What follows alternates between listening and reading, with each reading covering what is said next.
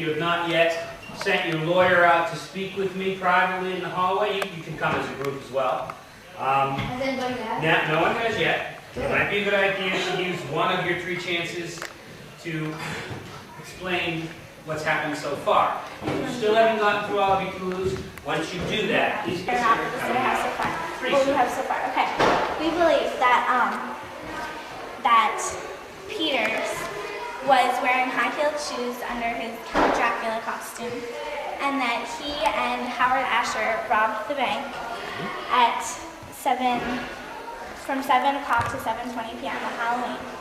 And the reason we believe that Count Dracula was indeed Peters is that because it says that Peters was about 2 inches higher than Roger Tidwell, and since he was wearing high-heeled shoes that one of the witnesses has seen, that would make him about 2 inches higher because they're the same height when he's not wearing high-heeled shoes.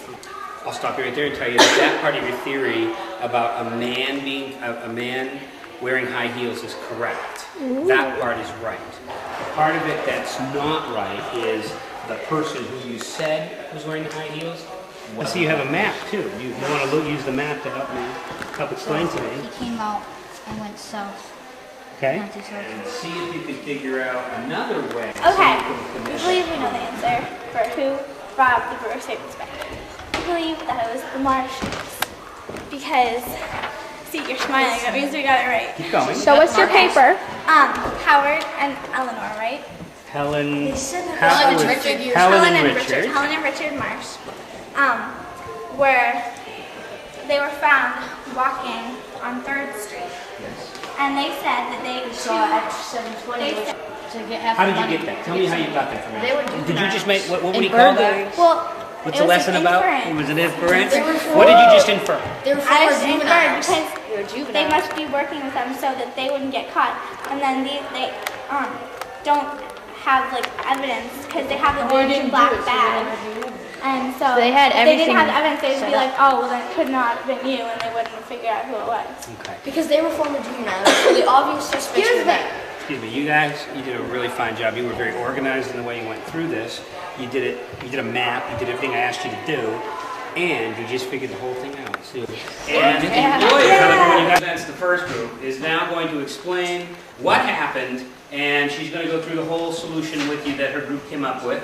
The lawyer for the other group would do the same thing, but because of time constraints, we're just going to do this one. And then we'll do a quick review of what an inference is and how it helped you or didn't help you. So, yes? Okay. Well, at first, our group thought that the robbers were Peters and Asher. But that's just what the actual robbers wanted you to think. It was actually Peters and Asher were helping the robbers, or 2 trick-or-treaters come down here at 7:20, which is when the actual robbers were leaving the bank. When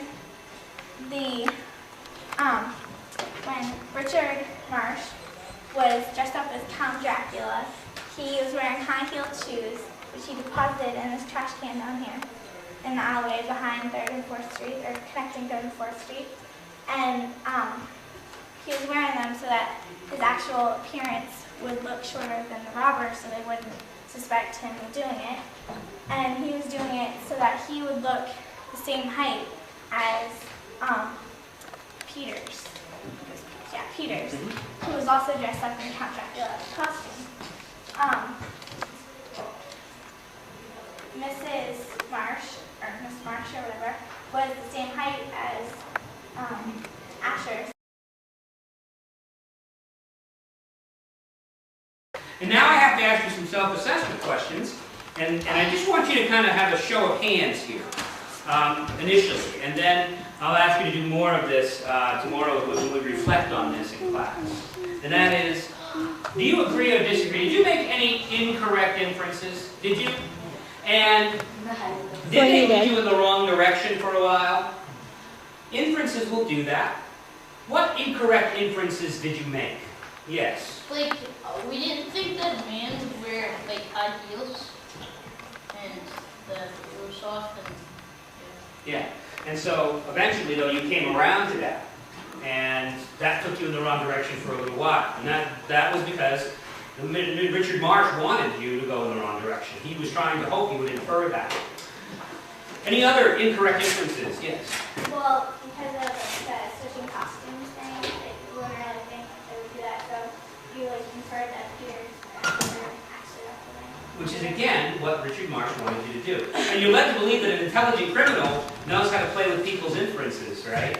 And that a good crime solver, or a good person who is a good problem solver, keeps going with those until they lead to dead ends, and then says, well, maybe there's another thing I can do. Maybe my inference was wrong. And you backtrack to your real inference. How about disagree or agree, however you want. Let's do a show of hands. How many of you agree you worked well in your role in the group? Raise them high. Anybody think they didn't work well in the role they were given?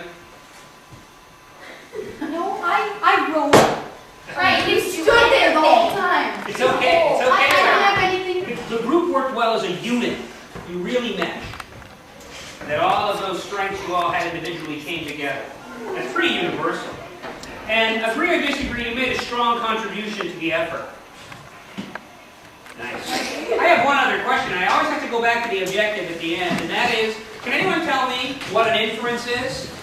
If you can tell me what an inference is, that would be a good thing, because you just use them over and over and over.